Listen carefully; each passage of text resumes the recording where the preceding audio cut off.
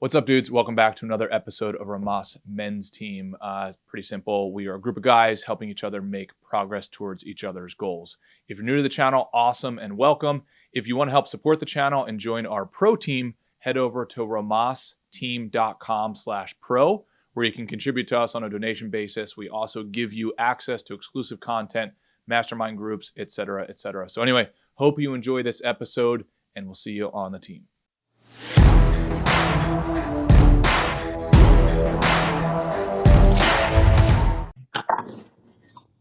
What's up, dudes? Another episode, Rhomas Men's Team. Mr. Ray, Mr. Rob, what's going on, dudes? Hey, how's it going? So last week we were talking about breaking down Brene Brown's trust acronym, and we started hitting on the edge of that conversation about cheating on your spouse, your girlfriend, etc.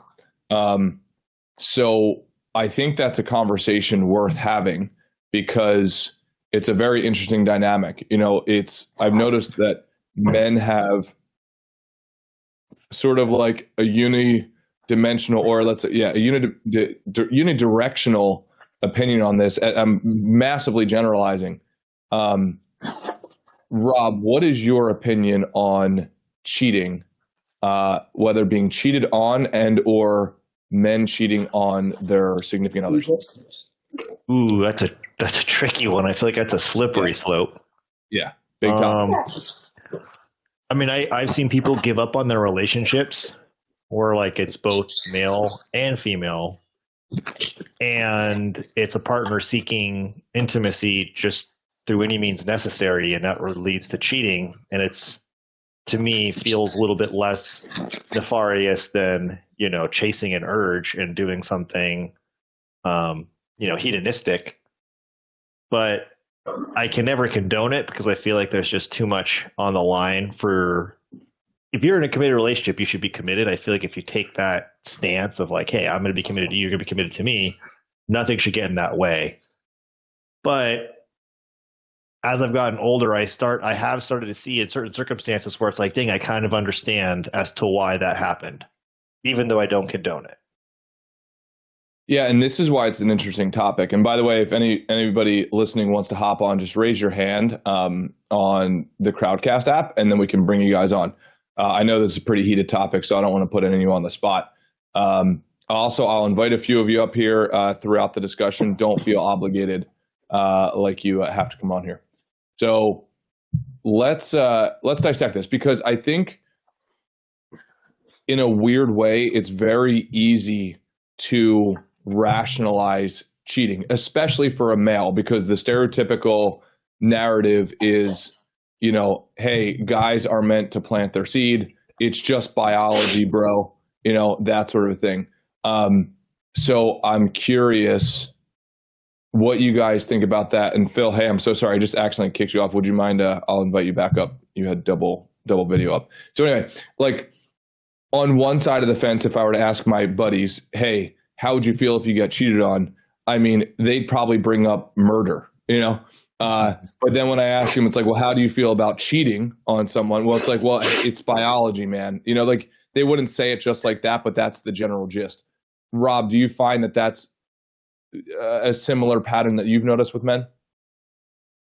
Oh, for sure. I mean, there's truth to it. So it's not that it's just so tricky because I don't want to say anything that's ever going to incriminate myself. But the reality is, I do think that I was watching a podcast the other day with Tom Segura and his wife, and they had a guest on, and the guest said, if you could offer a guy the opportunity to have sex with any girl he wanted and it meant nothing to him, but his wife was okay with it, they were saying 100% of guys would take that up. And I think that is true, because I think there is a biological aspect to it. Mm-hmm. But I don't know if that's enough reason to participate, obviously. I mean, there's a lot of urges we have. Like people have the urge to drink alcohol every day. Doesn't mean you should. You know, like we all have urges that I feel like we have to, you know, keep at bay. But absolutely, biologically, I think that that's probably right. Well, let me ask you this. So that's your perspective on that side of the fence. Let's say the same opportunity or offer was given to, let's say, your spouse. Yeah, You know, that's why it's a huge double standard. yeah. I mean, there'd be very few occasions if my wife cheated on me that I would take her back. Like if I felt true Yeah. resentment or regret or like a mistake, I would potentially, especially if I loved her a lot and like she gave in to her urges. Because I mean, I do think that there's a common misconception that girls have urges too. Like girls are also sexually ambitious, like they have those same things, but for them, it's just they're better at controlling that urge. That's how I feel. Ray, what's your perspective? Well, I was trying to figure out the way to phrase my thought from last week, and Patty P in the comments put it perfectly. He wrote, a relationship is like anything else. You have to maintain it for it to exist." And so what that means to me is that you can go into a relationship with a zero tolerance for infidelity, but then that requires you. Okay, so those might be your rights, but those rights require duties in exchange for nourishing that relationship. Otherwise, infidelity may occur. And I don't want you to confuse that with a blank check for infidelity that I would give to somebody or give or provide for myself. I just think that in the absence of nurturing the relationship, like if you don't nurture a healthy relationship, I don't know how you can demand zero tolerance for infidelity. Is there a world in which you nurture a relationship and also has room for like the spouse exploring physically outside of the relationship? Yeah, I mean there are some people who would be okay with that. I'm okay with that. Like it would be a case by case basis. It would absolutely be a case by case basis. But I mean, there are as many different kinds of marriage as there are people, Wes. So yeah, there is a scenario where that's possible. That might not be okay for you. That might not be okay for me. But if it's okay for somebody out there and they can talk about it in advance with their partner, exactly, Patty, then yeah, that we don't need to judge that person, or they can navigate that any way they want. Phil, how would you like to navigate that? Yeah, I don't know. I guess, yeah, the idea of like, even like polyamory is pretty just like unthinkable to me. Cause to me, it's just like, yeah, I don't know. I'm just, not into that kind of thing to the ridiculous degree that I kind of feel like, and I know this is probably false, but I feel like no one should be doing that. And people that are hurting themselves to some degree. And then maybe that's a very ignorant thing. I don't know, whatever. That's just my belief. I know it's probably just based on the fact that I don't like it so much, but I don't necessarily know that I'm right about that. But yeah, I don't think polyamory makes a lot of sense for a lot of reasons biologically. I just think we're like it's like you're saying. Actually, it's interesting what you're saying, because I kind of feel the same way. I feel the same way about a lot of things, but it's very easy to be like very, very judgmental of your spouse and not be, even if you're completely not reciprocating. And it's a very easy thing to fall into, I feel like. But just on tons of stuff, not just on cheating. It's very easy to be hypocritical like that with a relationship in particular. Yeah, it's very fascinating. I mean, because Rob, if you don't mind, like when I dissect, let's say the vibe I was picking up from your answer, and also saying that I'm not saying that that's what you agree with. It's so interesting because on one side, as men, we typically say what you said, like, hey man, it's just how the universe made us. If my wife ever did it, there's about zero circumstances where I would not just completely remove her from my life. Do you know what I mean? It's a very like lopsided situation, and because I don't think it's too hard to rationalize it, but it's just very interesting to me when I could rationalize it in my head, but then as soon as somebody questions me and says, "Well, how would you feel if it was done on the other side?" I'm like, "No fucking way." It's a very interesting pattern. I also don't know that I've ever seen a successful, what else do they call it? Like, not just polyamory. What do they call relationship? it? Yeah, I've literally. I'm not saying it doesn't exist, but I'm saying I have never seen a successful open relationship. There's two things at play though, because I feel like from the perspective of like mating and bonding and like wanting to be with one person, 100%. But then I also feel like sexuality can be its own conversation in its own right. Like, dude, people's sexuality varies so much.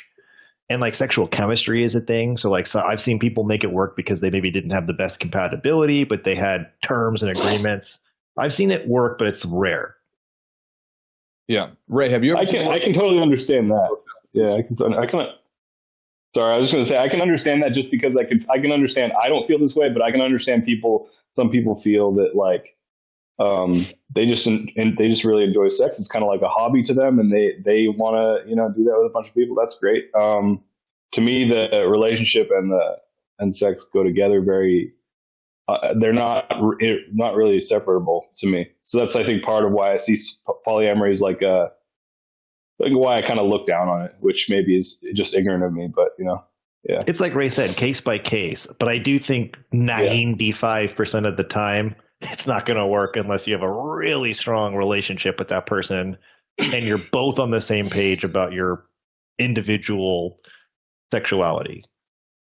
Well, okay, so let's establish some biomarkers for success. So have you guys ever seen a successful open relationship, let's say, that has lasted more than, I don't know, what do you guys think, 3 years, and they are happy to the point where you would want to replicate it? Does that make sense? Because we have to establish some sort of, right, like boundary. Ray, have you, number one, would you want to change that success biomarker? And if not, then have you seen it work long term? I've tried it and it hasn't worked, Mike, and I've seen it in others and it hasn't worked. That's not to say that it should be outlawed or discouraged, but people should be realistic about the chances if they choose to enter into one of these arrangements. When I started entering into one or some version of that, someone cautioned me that they tried it too. And what they found was the things that made them unhappy in their original relationship still made them unhappy in the novel relationship, which led them to believe that there was personal work that they had to do. There was an unhappiness in them that was not going to be solved by just replacing the partner or adding a partner. And I have found that to be true as well. The things that drive me crazy about one woman drive me crazy. Make me drive me crazy in a bad way. Yeah. No. In the other woman, and I've come to believe that if I added a third, the same things would likely drive me crazy. Therefore, there is an internal house cleaning or inventorying or growth that needs to take place that is not going to be solved with an open marriage or multiple partners or infidelity. Yeah, Patty P is saying, harder work on the actual problems than it is to stick your parts in new parts. Right. Profound wisdom from Patty P. It's sincerely,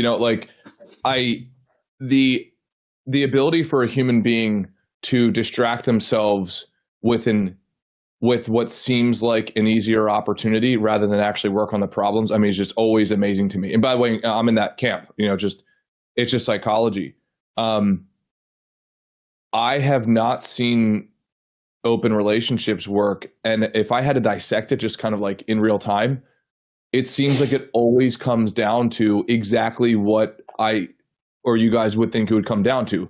Like there's some sort of stipulations put out of the gate, like kind of like Ray, where you were saying, like, hey, as long as it's on a case by case basis. Well, now you have to revisit the decision every single time until somebody doesn't bring it up. Well, now, hey, that case, why didn't you tell me about that case? And now I found out about that case. Do you know what I mean? It just seems like it creates this dysfunction, and it comes down to trust.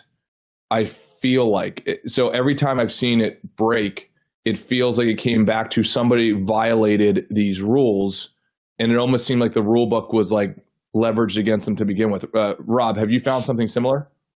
Hey dudes, sorry for the interruption here. Just wanted to let you know if you want to join our pro team, go to romasteam.com/pro. You can help support the channel. You will also get access to exclusive content, masterminds, one-on-one sessions, etc. All right, back to the episode. It's just so multifactorial. Like, for instance, I've known several couples, and a lot of times children come into play where it's like, hey, we want to have kids, we want to stop this. One person does, one person doesn't. Or someone's okay with it, but then they forget that girls can walk down the street and find a partner, and a guy has to like literally shoot his shot 155 times because, number one, it's harder to find a willing female participant, let alone one that knows you're in a relationship. So and I also feel like what you guys have said, if it's like a way to fix a foundational relationship issue versus just having a physiological issue to be met, I think that a lot of people get into it for the wrong reason. So I really think the only way it works is if both people are truly very comfortable in their sexuality. Maybe there's a sexual compatibility issue. Maybe it's not working with each other, but there's so much love. Like, for instance, let me ask you this, Wes. If you love someone to the moon and back and they were perfect, but you didn't have the best sexual chemistry, and that was one of life's best gifts, is that experience of having sex, would you consider it, or would you have a different take on it? Yeah, it's a really good question. I'm trying to think it through. I don't know that it would be possible for me to like put it even in that compartment of my brain. Do you know what I mean? Like, I don't know that particular person would be put in the like attractive compartment for me, just as a partner, not only physically, but for some reason to me, maybe my brain can't divorce one from the other. Right. It's almost like if I wouldn't be attracted to a girl, I would look at them as you. Do you know what I mean? Like, does that make sense? Like there would be no differentiation. It's not that they're not attractive. What if there's just component issues? Like, what if there just isn't the right situation with puzzle pieces? You know, like you and I would have component issues. So exactly. But that's almost at least for me. I'm trying to answer honestly. Like, I think it would be put in that category. Like, that would be a friend. It would never get past, I don't think, right, the line in the sand that says, oh, this is an applicant, for lack of better terminology. So sexual chemistry is an absolute required check box. If it's not checked, it's all done. Yeah, I'm not trying to sound like a pig. I'm just trying to be honest. Like, I'm curious. Yeah, I don't think my brain would ever do the calculus on it. It's like, I don't know. It's hard dissecting this stuff, but it's again, it'd be no different than me talking to you. Like, it would never be a consideration. Like, oh, just because our parts don't work together, right? Like, it just never, it never crosses my mind. I mean, Ray or Phil, what's your perspective on that? Like, has that pattern existed with you guys? Well, I think the challenge is that, in the scenario, my problem with the scenario Rob proposed is that he was asking you, what if 9 out of 10 factors were met, but that one wasn't? Rob, you didn't. I think that scenario is too simple, because there's also his female partner, right? And we're assuming that 10 out of 10 factors are being satisfied for her, right? Because in my personal experience, let me explain maybe a little better with an example. in an example close to home, one person wasn't sexually satisfied or wasn't felt like they were being romanced enough. And the other partner wasn't feeling accepted or loved or like they were good enough, right? So when they open up the marriage and one finds that sexual gratification and that being wined and dined, that narrow lane is improved, but the other partner goes out and finds acceptance and love. Mm. The person who wanted to remedy just the sex will not like that the love and acceptance is being sought outside the marriage.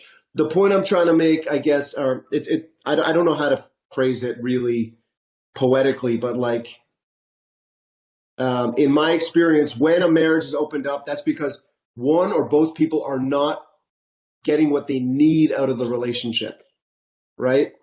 And I don't think that's true, though, emotionally per se. It might be physically true. I mean, like if you're doing it for emotional needs, like we've established, if you're trying to seek like a foundational emotional connection issue out of the marriage, then that relationship is just done. Yes. Agreed. But if it's a physical need, that's where I'm curious. And by the way, I don't know where I stand on this. I just know that I've been in a relationship where it's like, God damn it, this person's perfect, but we don't have the best intimacy. Yeah. You know, it's did you have more to say, Ray? I don't want to cut you off. Yeah, it's. I was just. Thank you, Phil. I was just going to say that, you know, Rob, those emotional needs might be bedrock emotional needs, therefore the relationship's done. But to someone else, maybe the intimacy and sexual like compatibility is a bedrock need, and if that's not met, the relationship is done. So marinate on that. Phil, go ahead. I was just going to say, I'm just kind of, I don't know, questioning myself a little bit. Like, you know, it's, I don't know if you guys hear this or feel this way, but I feel like a lot in America right now, there's this feeling that stronger than ever that like we've lost our way in terms of values and we don't have Christian values anymore. And I've never been Christian, but you know, a lot of people feel that this America was great, largely in part because of Christian values. And it's interesting to me that I feel like almost all Christian values are gone from society except for sex. Somehow sex, Protestant or I don't know, Christian values regarding sex are very deeply ingrained in America. Like the idea of monogamy and the idea of, you know, commitment and that divorce is a horrible thing you shouldn't do is still, I mean, maybe divorce isn't considered completely horrible by everyone, and not all these things are considered horrible by everyone, but they're still like very strongly like emotionally believed, like regardless of logic, they're like emotionally believed very deeply. I feel like a lot of these values, and it's kind of interesting. I don't know. It's just kind of a weird, it's just sort of inexplicable, I guess, to me in a way that like so many of our other values are kind of gone. Like, a lot of Christian like community and like, you know, moral guidance type of stuff doesn't really happen much more in society often. Like even like judging people, even in like in ways that are completely constructive. Like a friend of mine said he was at Costco recently and he saw some kid with his mom and his kid was standing up on top of the table. And for some reason, like he said, just the old man in him like snapped and he started yelling at this kid. He's like, get off the table. Like people eat on the table. You don't put your shoes on the table. Like get off. And like, and the mom got really pissed at him, was like, don't tell my kid. It was like, he was like, well, then you should be a parent. And it's crazy how that's like unthinkable these days. That's like something like crazy to do. But, I've got a block right here. Random side fact from Phil. It is kind of weird. Like if my mom was told by an adult I was doing something wrong, there was a 100% chance she would punish me. And like the other day, I saw someone poking holes in the meat at Costco. And I mentioned to him like, hey buddy, you should probably stop doing that. And then I told his mom and she's like, my son wouldn't do that. And I was like, dude, my mom would whip me if a stranger told her I was poking holes. But I get what you're saying. and it's strange to me. I don't understand exactly what caused that, because it really does seem like we have lost a lot of values in America, but not. We've at least lost the enforcement of values in a lot of ways, and we haven't necessarily with sex. At least, like, it's very deep. A friend of mine took me to this movie. I literally walked out of the end of it, called Crimes of the Future. It's a gore movie, and I can't stand gore, and I didn't know that coming into it. I didn't know it was a gory movie, and I can't deal with violence in movies, or extreme violence.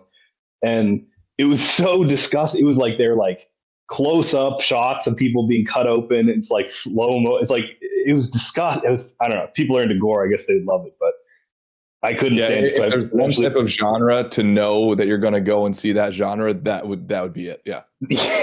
Yeah, seriously. I think, my friend did it on purpose to fuck with me, I think. But like, I was just thinking, like, after I was waiting for the movie to end, standing by myself outside, I was just thinking, like, it is so crazy in this country that if you show pubic hair, it's instantly pornography. It's adults only. You can't put it in any theater anywhere. You cannot, you can't get anywhere near sex, but you can show someone being cut open for literally the entire movie. Like, that's fine. And you can put that in every movie theater. Like, I don't know, that's crazy. And it's just, I don't know, I don't really have a point. It's weird that America is so touchy about sex and, like, seems to not care about anything else, but like, at all. Because, like, that's our sole purpose in life, Phil. Like, literally, if you, like, not to be a Debbie Downer, but our sole purpose in life is to reproduce.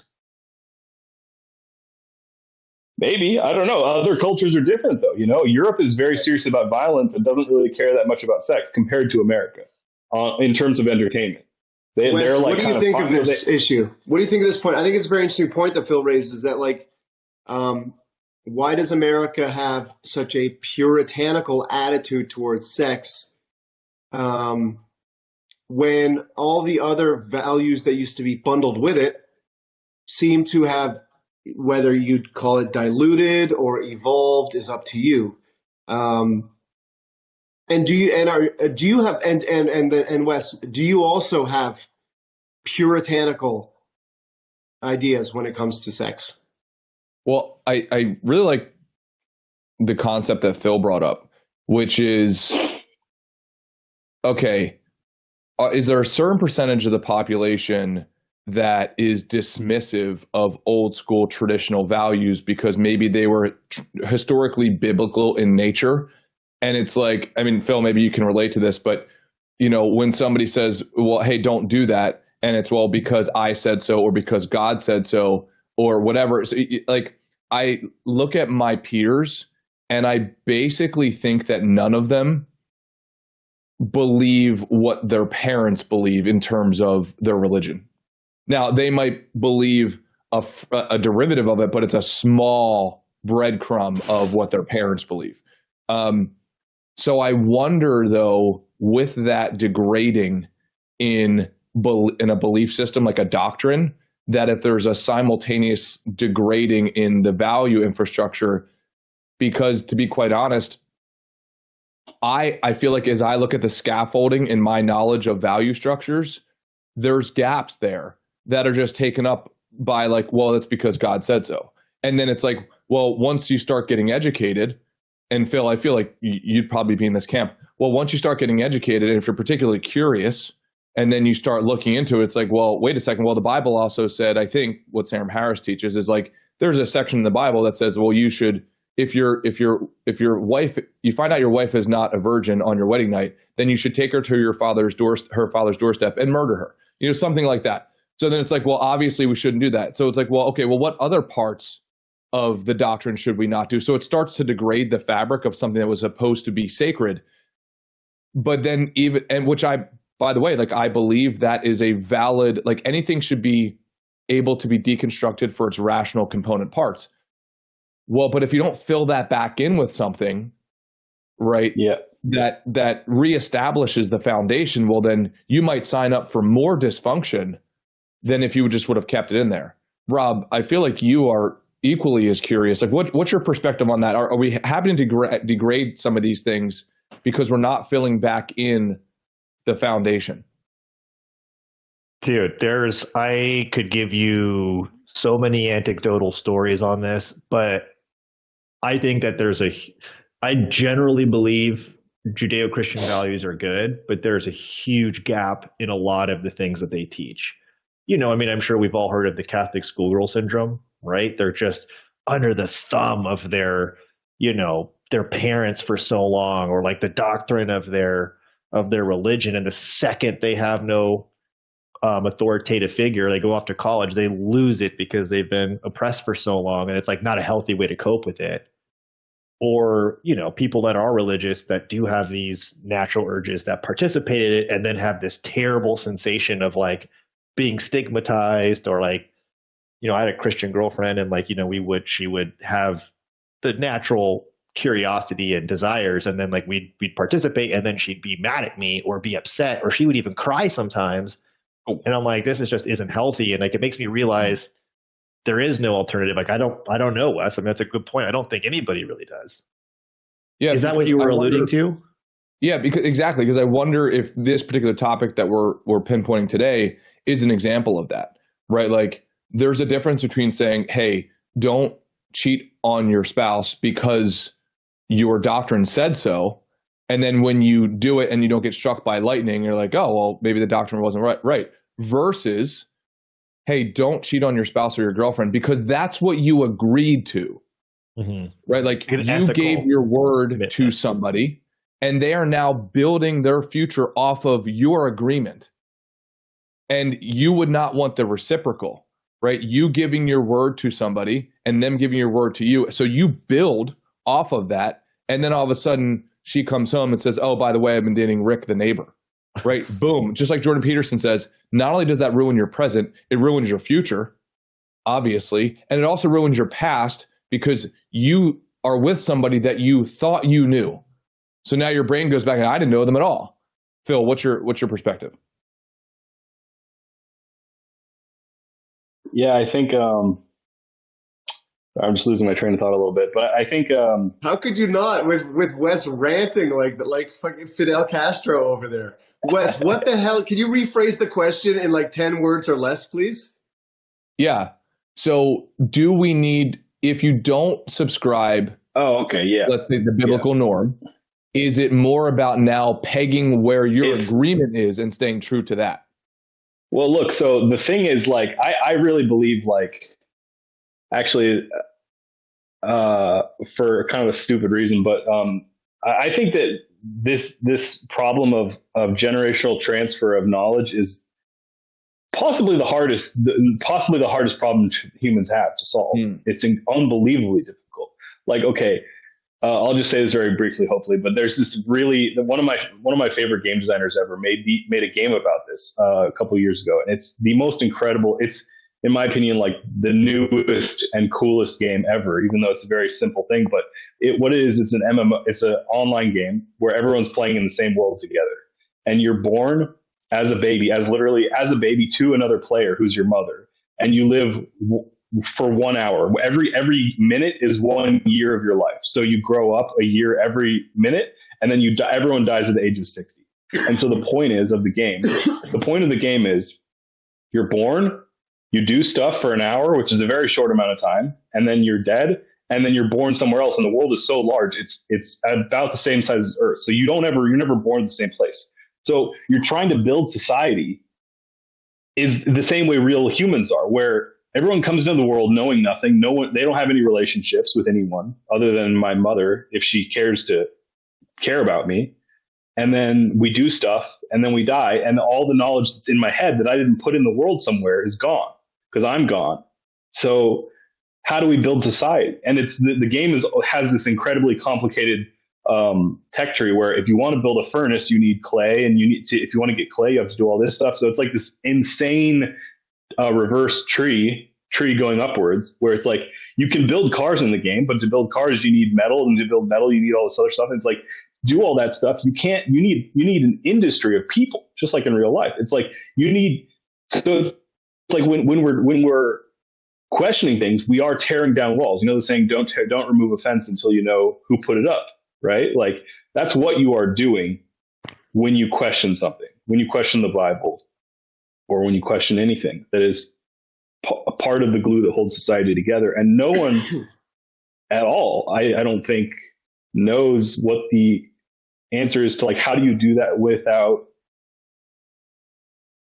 in a constructive way? Like, it's probably the hardest problem we could ever try to solve, societally.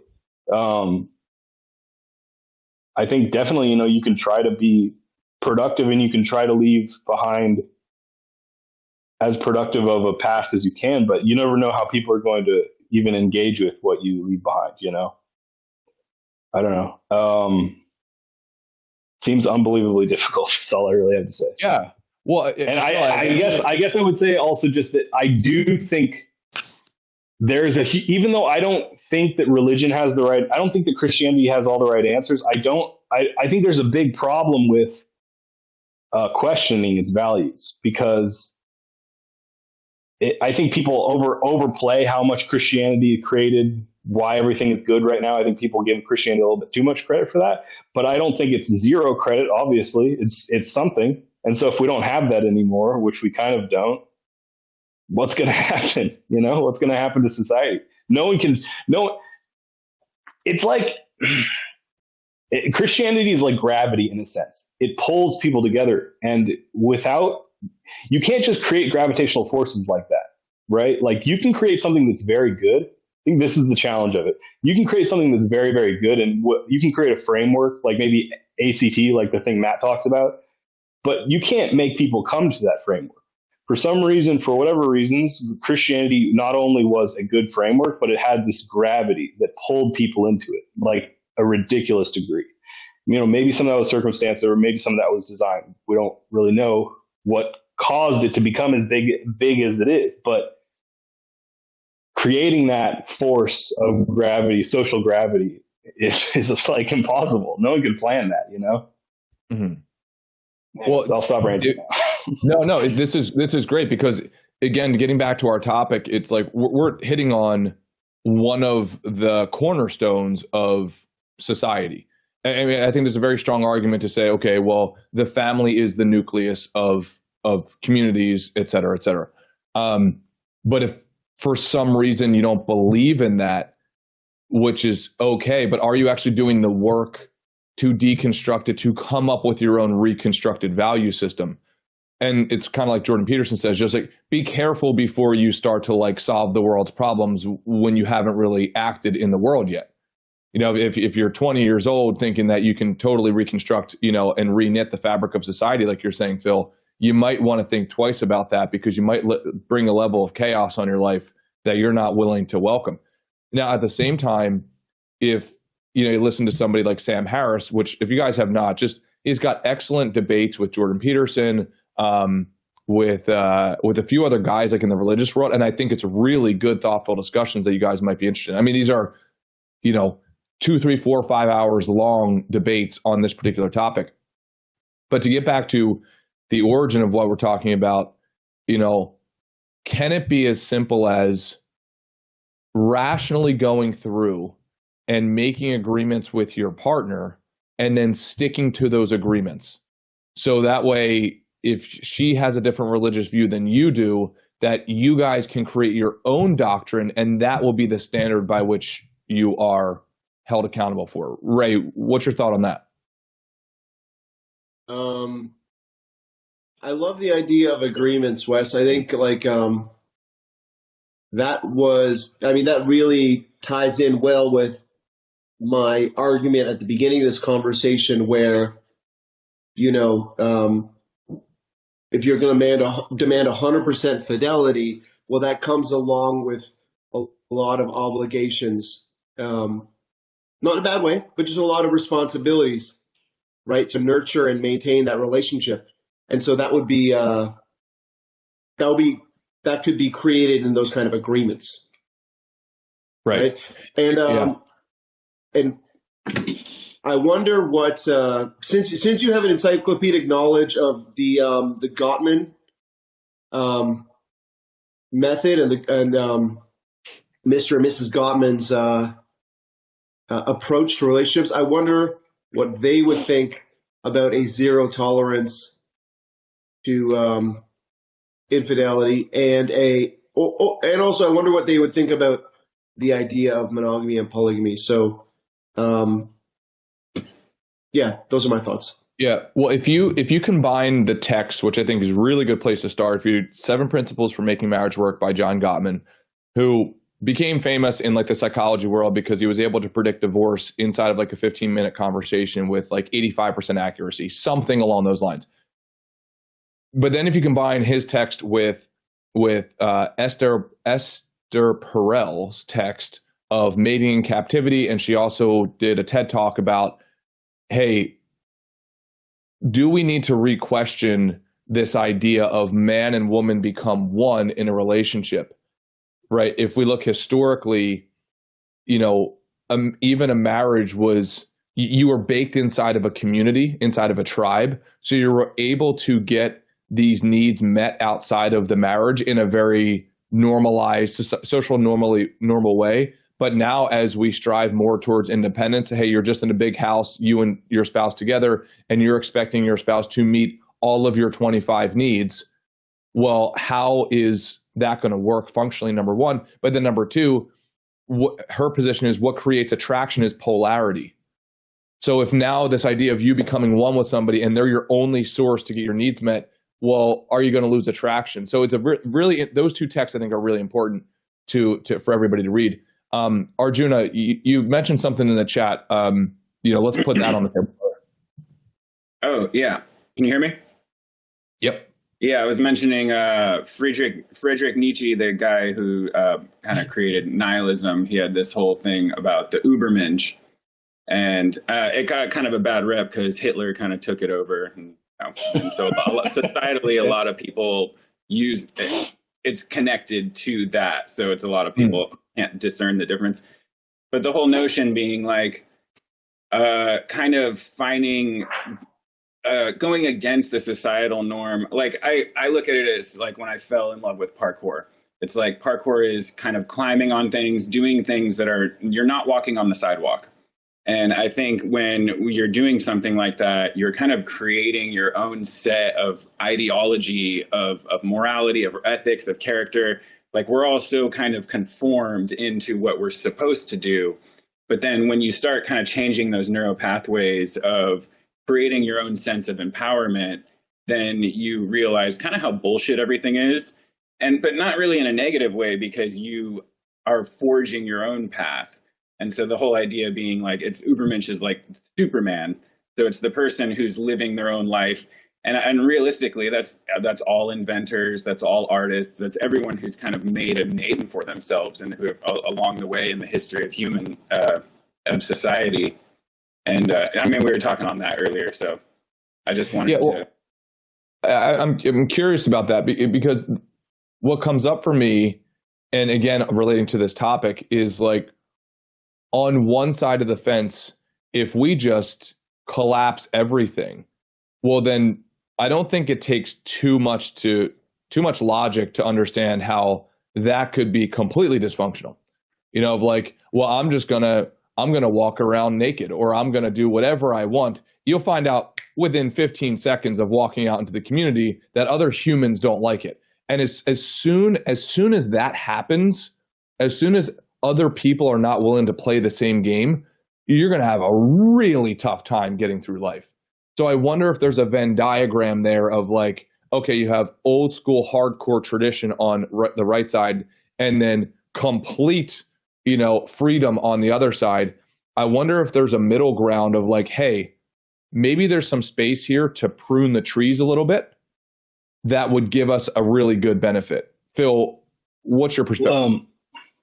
Well, look, I think it's very clear to me that morality is a contract that everyone's sort of signs. Not really. That's the problem, is that like people don't really sign it anymore. And when you break the contract, people don't really punish you the way they should. But it's what I mean is like, it's a contract that like what I mean is like, there's always this thing with religious people, and I'm not religious. I'm not trying to denigrate anyone, but there's always this argument with Christians, at least in America. They say like morality is from a materialistic worldview, morality is meaningless. And I'm like, no, it's the same for Christians, has the exact same meaning for Christians as it has for me, someone who doesn't believe in God, which is that morality is the same as language. My morality only works when you share my morality to a large degree, right? If you don't know any of the words I'm saying, language is meaningless. Same with morality. Like, so apparently there's some tribe in Africa that spits on each other's feet as a sign of respect, and that's completely normal to them. They just they'll spit on your feet if they think you're a cool guy, right? That's like insane to us, right? And it's like, it's no different. It's no different than the stuff we do, maybe it's a little unhygienic or whatever, but shaking hands, maybe not very hygienic either, whatever. So that's just their system, right? And so like, you can have different systems. I'm sure there's a billion systems that work pretty close to as well as the Western system. If we're even going to pretend that Western culture is that homogenous, which it's not, but like, we have the problem. The problem is when we're both using different systems and we don't understand each other's, and we don't really even understand our own that well, and we don't know how to make that happen. Like, that's an extremely difficult like calculation to make those gears mesh when no one really understands. So I mean, I don't know. Maybe that's part of the problem. Is more deeply understanding ourselves would help that situation. Yeah. Phil, as always, I think car Phil is unbelievably profound and philosophical. I also think house Phil is unbelievably profound and philosophical. It's just from different angles. So I think you're spot on, man. If it's like developing a moral vocabulary, is what I'm hearing you say, and like the degree to which you're committed to developing that will increase the probability of meshing with somebody else who maybe is committed to the same path. Rob, what comes up for you when Phil brings up that topic? I mean, I think there's a lot of validity to it. I also think that it kind of dovetails into a lot of other conversations we've had on this podcast. Is like, if you have an honest conversation to find out how each other's, what he would call system works. Like, if your system is spitting on your feet is disrespect, but theirs is like, hey, this means a lot. If you can bridge that gap by just talking, that'd be great. But sometimes I wonder if there is physiological things that could potentially void all these contracts, because we are what we are based on our X and Y chromosomes. I mean, not even to derail the conversation, but I've been wanting to ask you this personally, but since we're on the subject, if maybe we can table it for the next time we chat, is like, for instance, when you're starting to date someone, you're talking about para bonding versus competitive bonding. And I've really been actually kind of wanting to try that. And I've realized it's way more difficult to execute than you would think, with that whole 3-month window of, no sex with someone you're really trying to court. Yeah. But that's something that I would love to hear your take on, because I want to try to implement it to see if that's going to change potentially my luck with dating. Not to make a total curveball, but I guess that's just something I thought. But with what Phil said, man, it's like, it's true, dude. Everyone, like, I'm not the most spiritual guy, and if you come across someone that is, I've realized you're going to have to concede a lot more to them than they're going to concede to you if you're trying to find middle ground, because they're so set in their ways and their values. And sometimes it's just like, you're going to have to decide what's important to you. And a lot of times you're just going to have to agree to do what they want, even if it's not something you necessarily fully agree with, for the sake of making the relationship work. Right. Yeah. It's really interesting. Thank you guys for all of your perspective on this, because I think that the prerequisite to having a fundamentally sound relationship or business or healthy body, et cetera, I really do believe is oftentimes thoughtful inquiry via dialogue and monologue. I think it has to be both. Ray, what's your final words of wisdom on this topic, buddy? Yeah, I think what Phil was saying really fits in well with your agreements format, right? Where if the language I use of morality is different from the language that you use for morality, well, then we're not, it's going to be hard for us to agree on what's moral and what's immoral conduct. So I think that, Wes, I think we should dedicate a whole hour on the idea of agreements, and like, maybe you can walk us through how they've worked for you and how you've structured them, because I think that is, that's a place where like the kind of the inquiry and dialogue in advance can happen, and maybe kind of like and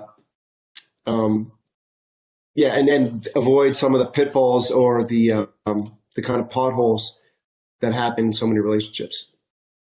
Love it. Rob, final words of wisdom, buddy.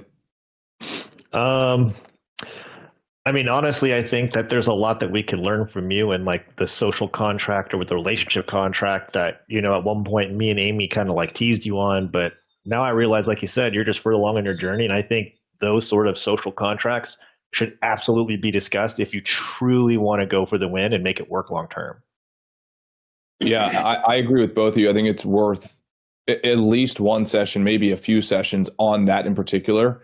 And it's nothing special about me. It's just when I adopted that, I just noticed my life started working a lot better. Even in business, right? Like Rob, like you and I have talked about operating agreements and the specificity inside of an operating agreement, et cetera. It's just huge. Giving each other the respect of security, I think is an unbelievable positive way for humans to interact with one another. So yeah, we can dive really deep in that. Phil, final perspective, buddy. I don't have anything else to say, but I guess understanding, I guess maybe I don't know, the same thing I said last time. I think, if people understood themselves more, they would understand other people more, because I feel like that's one of the main things causing a lot of problems with morality in America. Yeah, hell yeah, man. Arjuna, final words, brother. To piggyback off of what Phil just said and kind of tie it into what the initial subject was, I think that the more fulfilled we are with ourselves, then the less desire we need to stray away. And the more fulfilled we are with ourselves, the more we can find a partner who fulfills us in the way where those kind of thoughts or intentions don't even show up. Love it. Yeah. And for me, I'm walking away from this conversation. And Phil, thank you, because you gave me a lot of value today of like helping me tighten up my mental model and refine it. So one thing I would say to everybody listening is, be really thoughtful about the others in your lives. And as silly as this sounds, and or as biblical as this sounds, and by the way, I'm right, like not heavily religious, but the golden rule is a really important one, right? Like treat others how you would want to be treated, or sell what you would buy on the other side. And in a topic that is so unbelievably profound as an intimate relationship, just be careful on reinventing the boundaries, because it could leave you in a disastrous spot. And I'm not saying I disagree with open relationships or anything like that. I mean, I would never be able to do it, just honestly. I just ask all of us men to also be honest with yourselves in that. Are you just seeking the hedonistic grass is greener on the other side because it's more convenient and it's easier? Or is there a legitimate argument for it? So just proceed with caution. And as always, think through your own value systems, think through your agreements. And I love you guys. Thank you for this thoughtful discussion. Talk to you next week. Later. Later, bud. Thank you, gentlemen.